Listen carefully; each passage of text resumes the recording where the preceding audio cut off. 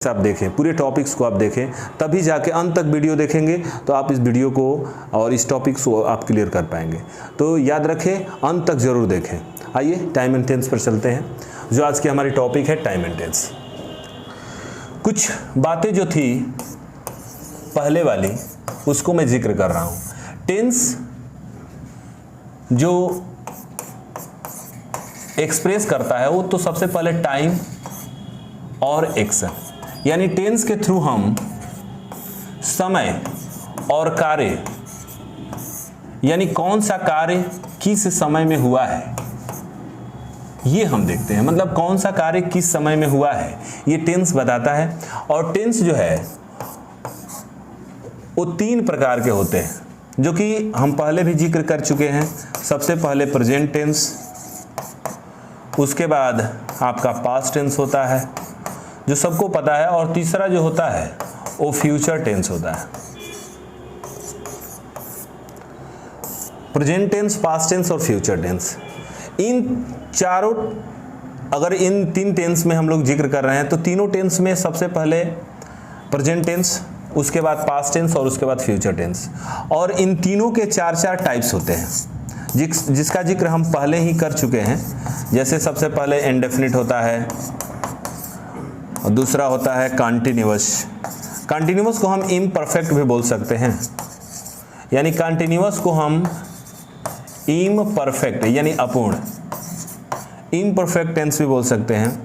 और जो तीसरा होता है वो है परफेक्ट, परफेक्ट यानी पूर्ण। और जो चौथा होता है परफेक्ट कॉन्टिन्यूअस, यानी परफेक्ट कॉन्टिन्यूअस। परफेक्ट इम्परफेक्ट भी बोला जा सकता है, यानी पूर्ण अपूर्ण काल। तो इसके आगे हम लोग चलते हैं, और सबसे पहले जो टेंस होगा वो प्रेजेंट इंडेफिनिट टेंस होगा, इस पर हम बात करेंगे। आइए, जो हमारा सबसे पहला जो टेंस है वो है present indefinite. Present indefinite tense को हम कैसे पहचानें, ये सबसे बड़ी बात है।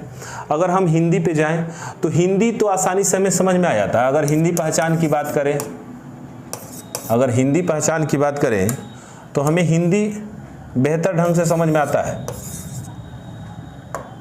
आइए देखते हैं, हिंदी पहचान हमें समझ में आता है।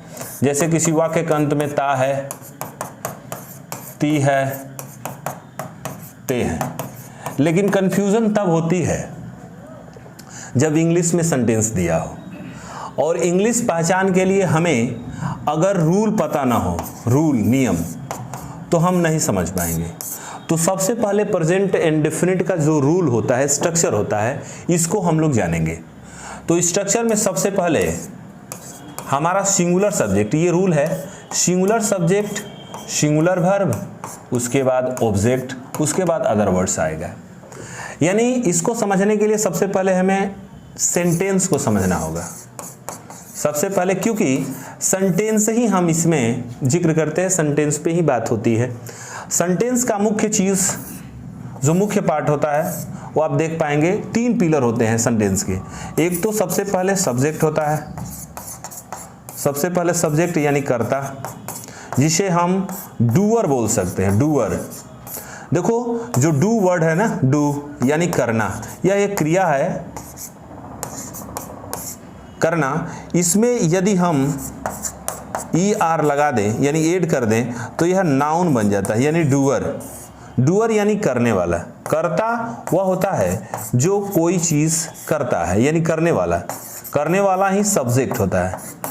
और करने वाला जो होता है वो या तो, इसमें हम जिक्र करें, या तो नाउन होगा और नहीं तो प्रोनाउन होगा। नाउन प्रोनाउन सबको पता है, नहीं पता है तो मैं आगे जिक्र करूंगा। नाउन और प्रोनाउन पे हम जरूर जिक्र करेंगे। उसके बाद जो दूसरा होता है पिलर, स्तंभ, जिसे हम वर्ब बोल सकते हैं। वर्ब यानी क्रिया। मैं आपको एक बात बता दूं, सेंटेंस में जो वर्ब होता है ना, verb is the soul of sentence. So keep in your mind, जो वर्ब होता है ना, verb is the soul of sentence. Sentence यानी आत्मा, सेंटेंस मतलब वाक्य, सोल मतलब आत्मा। यहां देखेंगे जो वर्ब होता है ना वो सेंटेंस की आत्मा होती है। कैसे होती है आइए जिक्र करते हैं। आगे के महत्वपूर्ण जो चीज है वो है वर्ब, क्योंकि वर्ब यदि आपको समझ में नहीं आ रहा है तो आपको दिक्कत हो सकती है। मैंने सोल क्यों बताया, यदि वर्ब किसी सेंटेंस में है, जैसे मैं एक एग्जांपल लिख रहा हूं यहां, Ram goes to school, Ram school जाता है। अब यहां देखेंगे राम गोज, ये जो गोज है यह एक वर्ब है और यह वर्ब जो है इस सेंटेंस की आत्मा है। अगर हम इसको निकाल दें राम टू स्कूल तो इसकी कोई मीनिंग नहीं होगी। सो keep in your mind, verb को हम सोल मानते हैं। किसी आत्मा की अगर बात करें तो जैसे हमारे अंदर बॉडी है ना, बॉडी में एक सोल है। सोल मतलब आत्मा, आत्मा मतलब अगर साइंस की बात कर ले तो एनर्जी, हमारे अंदर जो एनर्जी है और एनर्जी कभी खत्म नहीं होती है एनर्जी। तो वर्ब जो है सेंटेंस की आत्मा होती है, ये एनर्जी देती है। जैसे राम गोज टू स्कूल, अगर ये सेंटेंस में है तो ये जीवित है यानी इसमें जान है। अगर इसको हम निकाल दें यदि राम टू स्कूल तो कोई मीनिंग नहीं निकलेगा। यानी ये जो है सेंटेंस की आत्मा होती है। आगे जिक्र कर ले, दूसरा जो होता है, तीसरा जो पिलर होता है वो ऑब्जेक्ट होता है। ऑब्जेक्ट यानी कर्म, अगर हिंदी देखा जाए तो कर्म। अब कर्म क्या होता है, ऑब्जेक्ट क्या होता है, आइए देखते हैं। इसका सेंटेंस में बहुत ही महत्वपूर्ण है, ये सेंटेंस का बहुत महत्वपूर्ण भाग है ऑब्जेक्ट भी। जैसे मैं कहूँगा राम हेल्प्स, राम मदद करता है।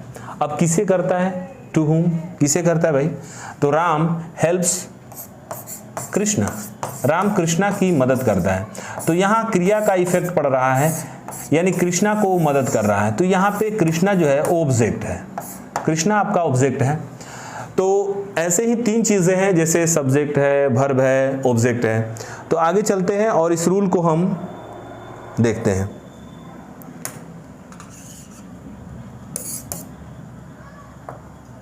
सॉरी,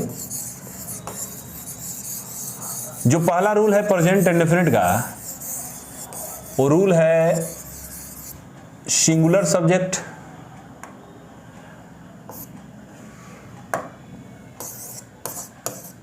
अब सिंगुलर सब्जेक्ट क्या होता है, सिंगुलर वर्ब क्या होता है, उसके बाद ऑब्जेक्ट, यानी ये हमारा पहला रूल है और इस रूल को हम समझेंगे। सिंगुलर सब्जेक्ट क्या होता है, जैसे मैं सबसे पहले सेंटेंस में आपको बताया कि सेंटेंस में सबसे पहले सब्जेक्ट उसके बाद वर्ब। तो हमें दो चीज़ों पर बात करनी जरूरी है। जैसे सब्जेक्ट होते हैं वो दो होते हैं, एक तो सिंगुलर सब्जेक्ट होता है और दूसरा जो है प्लूरल सब्जेक्ट होता है।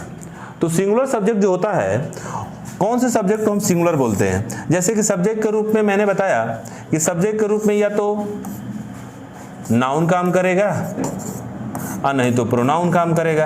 एज ए सब्जेक्ट हमारा नाउन और नहीं तो प्रोनाउन वर्क करता है, यानी नाउन ही सिंगुलर और प्रोनाउन ही सिंगुलर और प्लूरल होंगे।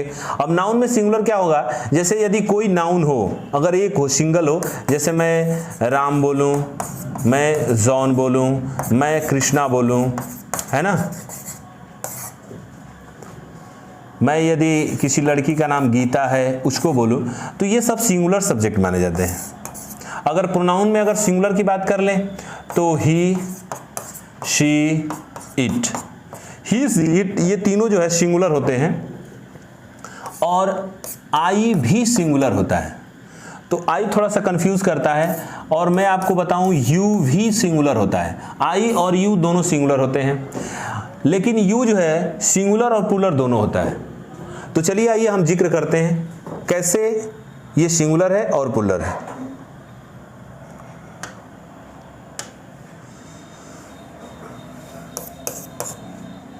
आई यदि हम कहें कि आई सिंगुलर सब्जेक्ट है तो बहुत सारे लोग यकीन नहीं कर पाते हैं, लेकिन स्टूडेंट्स मैं आपको इस बात को जरूर बताऊंगा कि आई सिंगुलर है। जैसे एग्जाम्पल में देखते हैं, जैसे मैं कहूंगा आई एम अ डॉक्टर, मैं एक डॉक्टर हूं, यहाँ देखेंगे एक डॉक्टर की वजह से यहाँ आपको लग रहा है कि मैं एक डॉक्टर हूँ।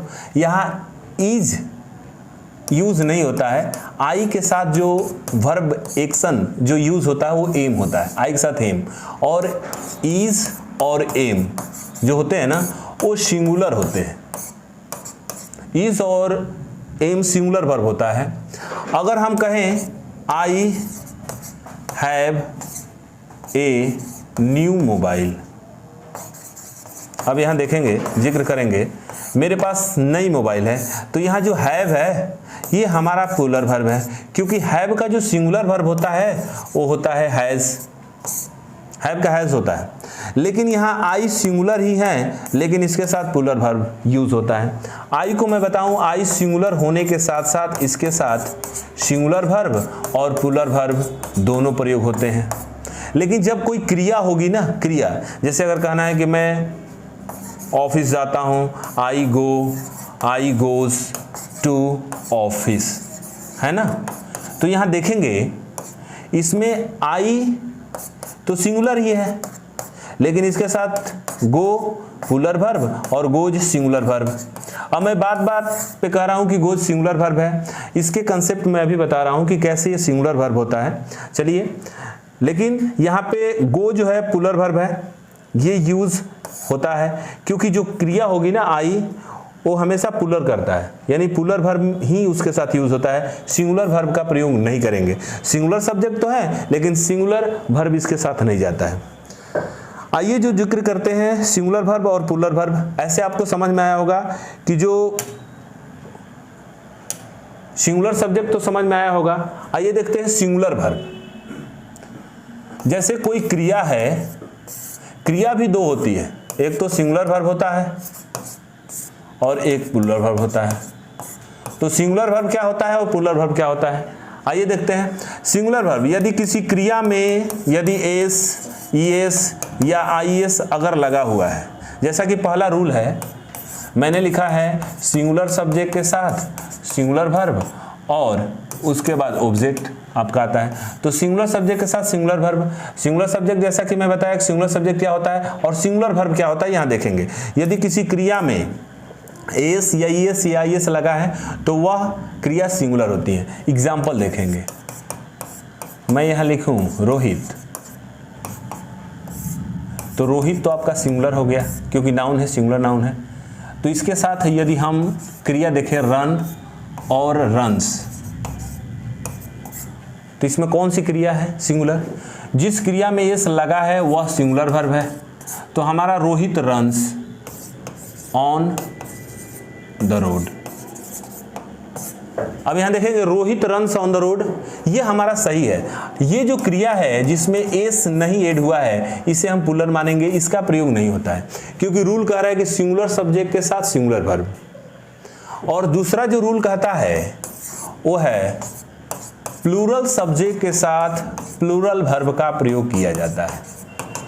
तो प्लूरल सब्जेक्ट क्या होता है, आइए कुछ प्लूरल सब्जेक्ट देख लेते हैं। जैसे यू प्लूरल सब्जेक्ट में आता है, प्रोनाउन है। दे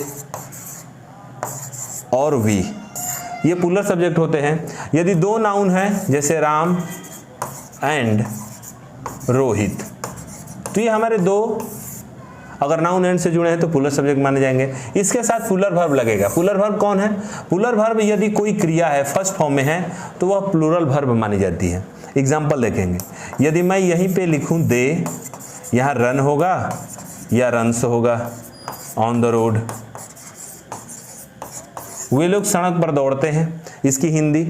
तो आप देख पाएंगे दे को हमने प्लूरल सब्जेक्ट माना और दे के साथ जो क्रिया जाएगी वह प्लूरल वर्ब जाएगी। अब प्लूरल वर्ब और सिंगुलर वर्ब क्या होता है आप देख पाएंगे। जिस क्रिया में एस है तो सिंगुलर वर्ब है, तो इसका तो प्रयोग हमारे इसके साथ ही होगा ही नहीं, प्लूरल वर्ब ही का प्रयोग होगा यहाँ पे। तो याद रखें दो रूल्स आपको मैं अभी बताया, जैसे सिंगुलर सब्जेक्ट के साथ सिंगुलर वर्ब और प्लूरल सब्जेक्ट के साथ प्लूरल वर्ब। तो ये अपने दिमाग में आप जरूर रखें। सिंगुलर सब्जेक्ट क्या होता है मैं ऑलरेडी बता चुका हूँ, ही, सी, इट, आई और यू, ये भी सिंगुलर ही होते हैं।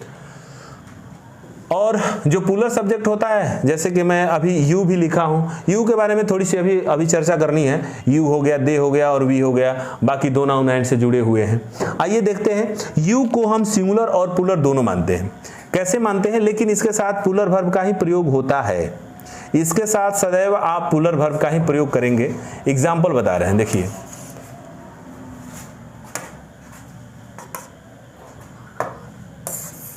आइए हम यू को थोड़ा सा रूल, इस कंसेप्ट को समझते हैं।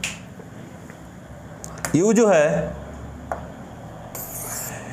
है सिंगुलर होता है और इसको हम पुलर भी मानते हैं, बस। देखिए, लेकिन इसके साथ पुलर वर्ब जाएगा। कभी भी इसके साथ सिंगुलर वर्ब का प्रयोग नहीं होता है। कभी भी दिमाग में रखना है, यू सिंगुलर होने के बावजूद इसके साथ पुलर वर्ब का ही प्रयोग किया जाता है। एक एग्जांपल ले लेते हैं, जैसे मैं कहूंगा यू गो टू स्कूल, तो ये हमारा सही सेंटेंस है। अगर हम यू गोज टू स्कूल होगा तो ये हमारा सेंटेंस गलत होगा, क्योंकि यह सिंगुलर वर्ब है और इसके साथ पुलर वर्ब का ही प्रयोग होगा। तो आगे की जो वीडियोस होंगी, आगे के जो इसी से रिलेटेड जो डिस्कशन होगी, जो टॉपिक्स होगी, टाइम एंड टेंस और प्रेजेंट टेंस में और भी कुछ है, उसको मैं ज़रूर जिक्र करूँगा। तो इस वीडियो में बस इतना ही।